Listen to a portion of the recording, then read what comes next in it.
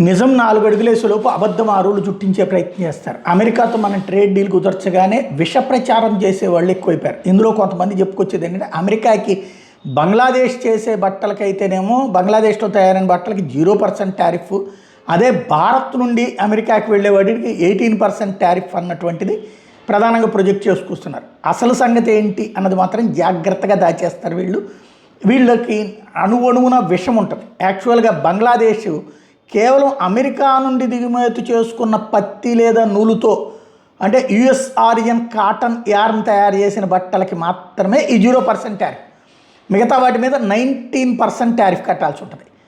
బంగ్లాదేశ్ ఈ 0% టారిఫ్ ప్రయోజనాలు పొందాలంటే ఖరీదైన అమెరికన్ నూలును కొనాలి. దాని రవాణా ఖర్చులు కూడా చాలా ఎక్కువగా ఉంటాయి. అదే సమయంలో భారతీయ నూలు ధర మరియు రవాణా ఖర్చులు కలిపి చూస్తే ల్యాండెడ్ కాస్టు భారతదేశంలో తయారైన వస్త్రాల ధర బంగ్లాదేశ్ 0% టారిఫ్ మోడల్ కంటే తక్కువగా ఉంటాయి, లేకపోతే దాంతో సమానంగా ఉంటాయి. అంటే అక్కడ అమెరికా తన ఉత్పత్తులని బంగ్లాదేశ్ చేత చేయించుకునే దానికి ఇస్తున్న డిస్కౌంట్ తీసుకొచ్చి మిగతా వాటికి ఇస్తున్నారు. మామూలుగా మన వాటికి ఇక్కడి నుంచి ఎక్స్పోర్ట్కి 18% ఉంటుంది ఆటోమేటిక్. కాకపోతే నిజాన్ని సగం మాత్రమే చెప్పేటటువంటి ఒక విచిత్ర జబ్బు ఉందన్నమాట.